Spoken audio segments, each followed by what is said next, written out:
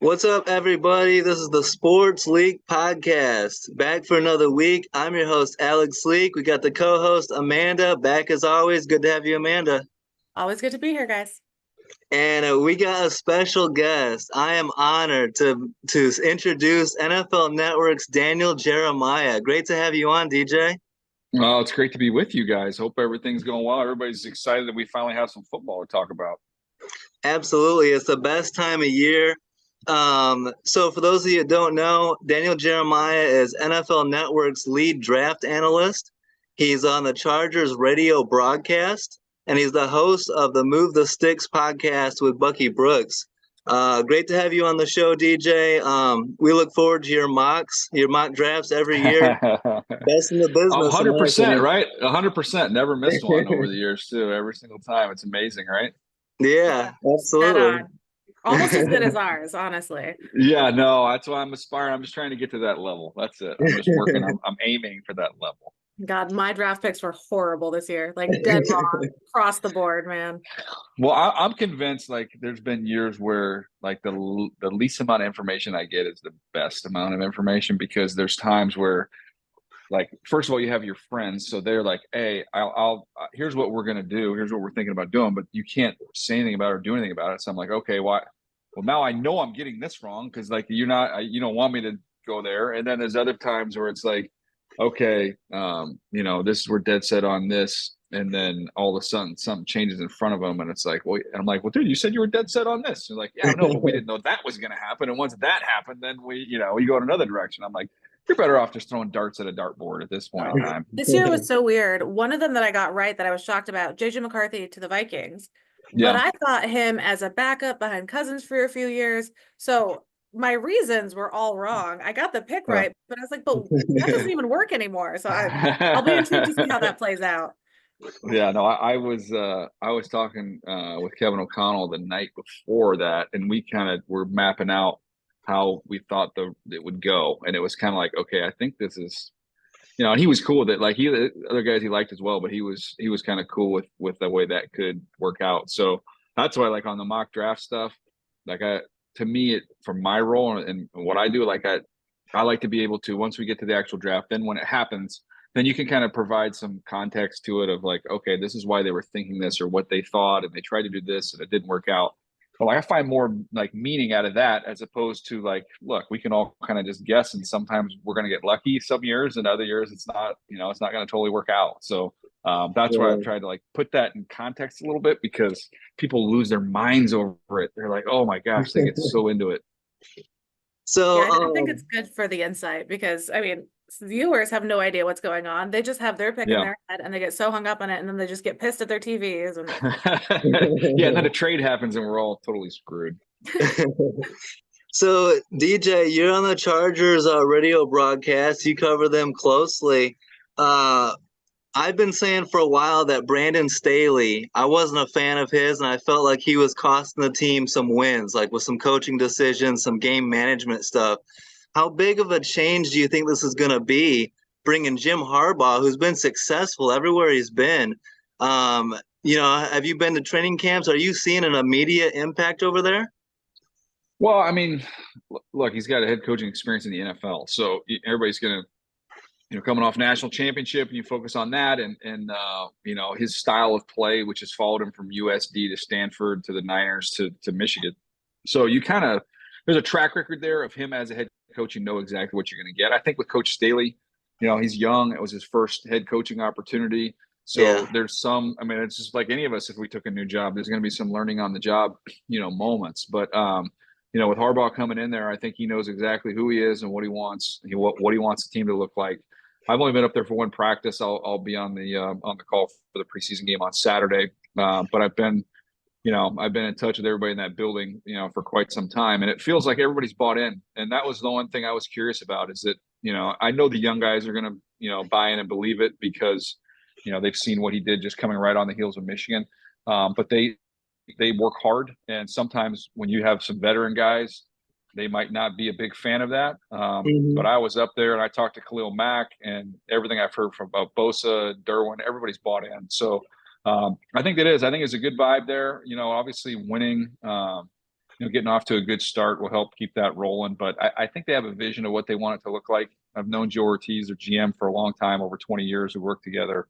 And if you look at how the Ravens are built and are run, and kind of being a physical group, I think that's what they're aiming to get towards that. And I think they'll take some steps this year.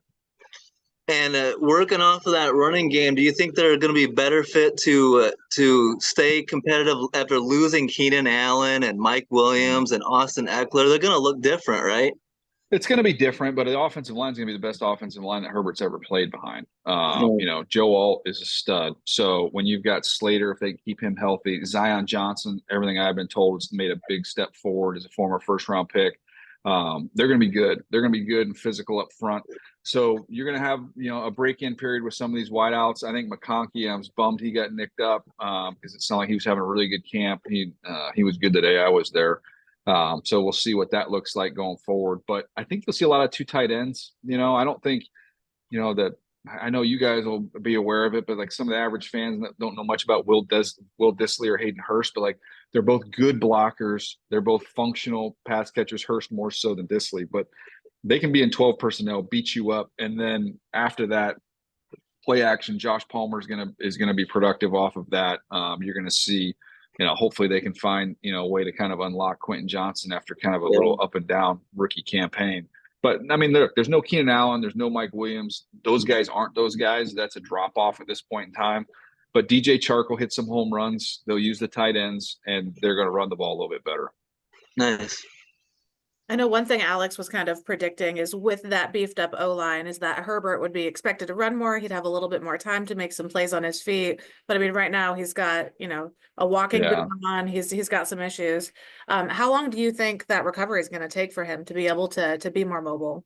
Yeah, I don't know how. I haven't heard, how Jim Harbaugh gave his whole speech about injuries and how he's keeping everything close to the vest there. And so I don't think it's going to be Fort Knox trying to get information out in terms of, the severity of injuries. But he's, look, the day I was there, they were using him more in some design quarterback runs than I'd ever seen. So like trying to sprinkle that in. But look, they've got a very expensive quarterback with an unbelievable arm.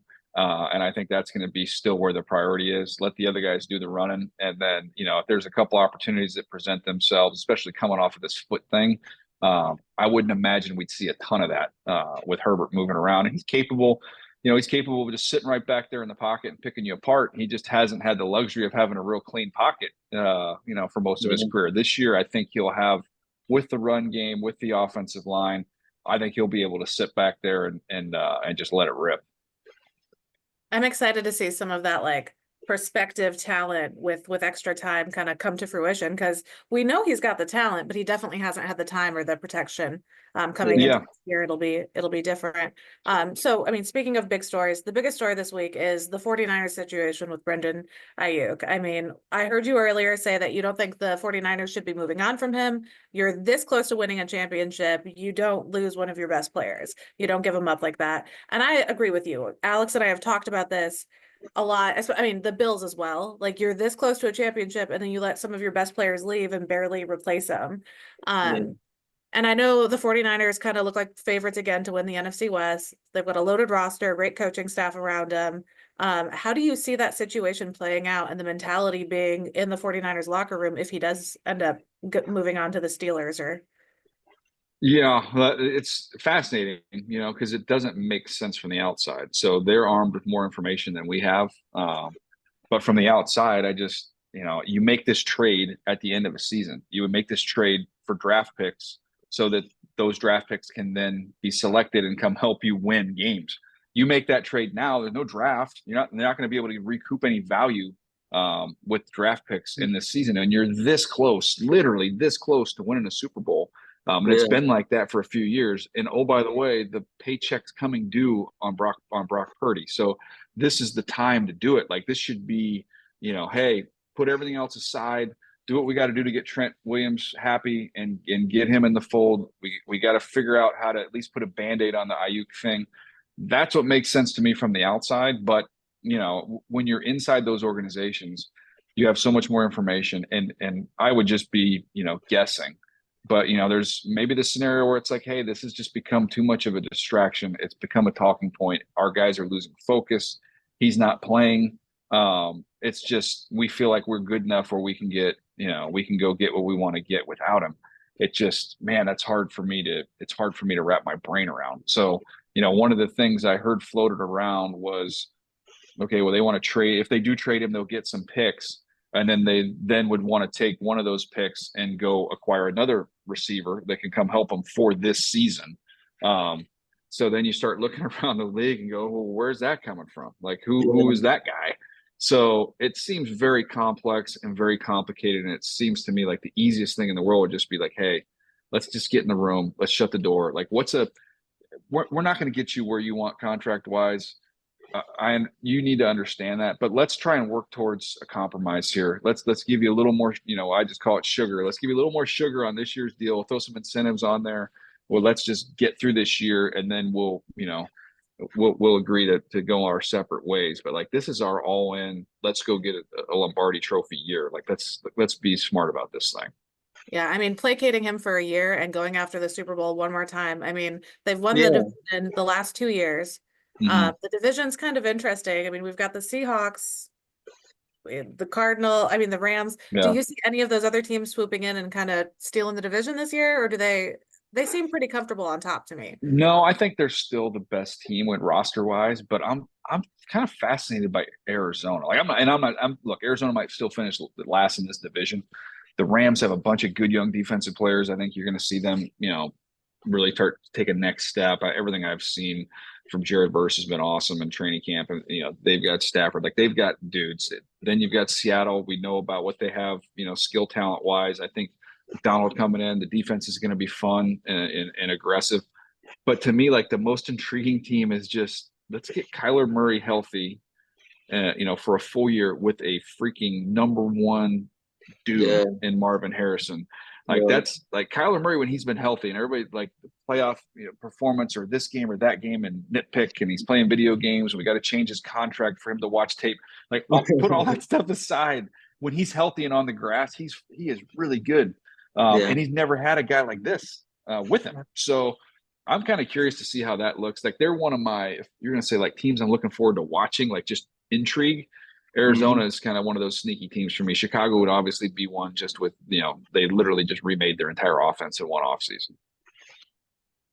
Yeah, the NFC West is going to be interesting. If you're the Niners, why don't you just play hardball and keep them there for another season? Ayuk, I'm saying, if he does get traded, the Steelers, that would be a hell of an ad for the Steelers to go. I mean, do they have to give up Pickens, you think, to get him? If you put Pickens and Ayuk on the same receiving core with Russell Wilson, Justin Fields, Najee Harris, Freiermuth, that's a pretty good offense. Yeah, Jalen Warren's is a good back too as well. Yeah. So they've got a good offensive line that they've really invested in the last 2 years. So the last 2 drafts, they've added a lot of talent. I don't think that I wouldn't think that he would be in that deal. I'm sure San Francisco would ask for him. And I would take Ayuk over Pickens, but like, to me, the whole point is you're recognizing we don't have enough. Yeah. So to bring in one asset and ship one out doesn't really, to me, I don't know that changes the calculus enough. So you'd have to figure out some other way. That's why I think there's this thing can be complicated, where it gets reported that San Francisco wants a receiver back as part of the package. And my whole thing is like, well, they don't have to get the receiver from the team that they trade Ayuk to. They can get the picks and then use one of those picks to go to any of the other 31 teams in the league to go shop for another receiver. So it's just a matter of trying to do, kind of work on both tracks of, okay, we agree on this trade. You guys have to agree on the contract thing. That's all ironed out. Now, okay, with what you're giving me, I've got to make calls and find out what I can get with one of those picks. And you don't want to do that deal if you're San Francisco without having that nailed down, because once they realize that you've traded Ayuk and they know you're shopping in more of a desperate mode, the price goes up. So that's why they don't want to do that. Have you seen the talk about, there's been some people saying they wouldn't be surprised if Justin Fields is the week 1 starter. There's been so much talk, and I assumed that Russ is going to be your starter. And if something were to happen to Russ, whether performance, he struggles or he gets hurt, then you can bring in Fields. There's been a couple media guys that have been saying, don't be surprised if Justin Fields starts week 1. How do you see that going? I'm rooting for Fields, but yeah. No, I won't be surprised if we see Fields this year and maybe early this year. I would be surprised if Russ is healthy. If we get to week 1 and Russ is not the starter, I would be surprised.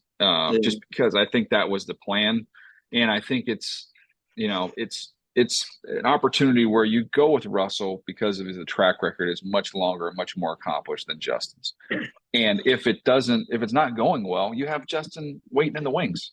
I think if you go with Justin right now, I think you kind of lose Russ. Like you just kind of like he went there as, that's a tough blow for a guy with his accomplishments to then not be the starter there. That's why he picked that place. I think then you start Fields, and if it doesn't go well with Fields, now you're in a bind because it didn't go well with Fields, and I think Russ could be in a bad spot. Whereas I think Fields went there with the expectation that it was going to be Russ, that Russ was going to start. And then if, I'll get my shot if he gets hurt or if it doesn't go well, like that, I'm going to get my chance. So I think that just makes more sense. And I think the better Fields plays in camp, and preseason games, joint practices, all that stuff, the better that Fields plays, I think the shorter the leash gets for Russ, as the starter, where his now some expectation on him. Like he can't start out with 2 clunkers or they're going to make a quick hook. So that's how I see it. Yeah. Well, and Russ was starting to show, some old looks, some old, Seattle Russ in Denver. And then, I mean, that whole situation, like he got completely screwed over in that move. Look at his numbers last year from Denver and ask any Steelers fan if they would take those numbers from last year for what they were playing with. I mean, that's an upgrade for sure. Even if they just get that version, and I think they'll get a better version than that, provided he's healthy. I mean, I can see him going for a comeback player of the year if he's able to stay in the full season. And Russ has something to prove. I mean, that was a slap to the face. So I think he's got a bit of a chip on his shoulder coming into this season. Yeah, and I think give Pittsburgh credit too. Like look what the talent upgrade at the position with those 2 guys. It cost them nothing. Like the trade for Fields cost them nothing. He makes nothing. Russ makes nothing. Like Denver's paying that tab. Like they have one of the cheapest quarterback rooms in the league, and they've got 2 guys who are better than the guy they played with last year. Yeah, that's going to be a lot of fun. Amanda, how about your AFC team, those Bills? I don't want to talk about the Bills. Okay, so we talked about teams who are, this close and they keep losing people. I mean, Stephon Diggs, the loss, that's such a huge loss for a team. We do, like Alex and I both like rookie receiver Keon Coleman coming in to replace as the number 1 receiver, help lead their team to their 5th straight AFC East championship. Do you think their Super Bowl window is still open? Because it doesn't seem to me like they're filling a lot of the holes. I mean, they've lost some of the best safeties in the league. It just doesn't seem like they're trying that hard to recoup their losses. I would say I do think their window is open for a couple of reasons. Number one, the quarterback's a freak show. I mein, if he's a top 3, quarterback in the league, who's that start right there. The other thing I would say is I think Kincaid, I loved him. He was like my 9th player in the draft coming into that year. He fell all the way into the 20s. You saw glimpses of that last year. To be honest with you, if Laporta didn't just go nuts with the Lions, we'd be talking about the year that Kincaid had. I think he's going to play more. I think he's going to be a more focal point of the offense. I think they're going to be in a lot of 2 tight end stuff. And I think he's going to have a monster year. I think Keon Coleman, you mentioned, is going to be a fun player to watch. When I look at, kind of the 3 reasons why I'm still on the Bills is number 1, the quarterback. Number 2, I think those young position players on offense are going to be fine. I think they're going to be good. And number 3, they have a really good teaching staff. So when you have good offensive line coach, good secondary coaches, you can let players, kind of graduate, like, okay, hey, these guys have been great players. We're okay with letting guys go a year early as opposed to a year late. So those safeties are still playing at a high level, good level, but they're getting older, and we can teach and coach up these young guys, and we'll get young guys in the mix, and the drop off will not be that steep. So those are some of the reasons why I think, it's a quarterback league. It's a coaching league. I think they're in pretty good spot both places. Yeah. That gives me some hope. Yeah, it's going to be a lot of fun. I can't wait for this season, man. DJ, thanks for taking some time. It means a lot. I know you're very busy, but thanks for taking some time to come on the show, and we'd love to have you back on sometime again. It was awesome. Well, I appreciate it. I enjoyed the conversation. Just excited. We've got some football here, and best of luck to you guys with your show, Yeah, and best of luck much to you guys and appreciated. your teams. It's been fun hang here. Awesome. Yeah, Thank we you so love much. Move the Sticks. We'll be following along all season long, and best of luck. Have a great season. All right, Alex, Amanda, thank you guys. Bye bye. Thanks. Have a great week. Appreciate all the support, guys. Have a great week, and like, subscribe, leave a comment. Let us know what you think, and peace out.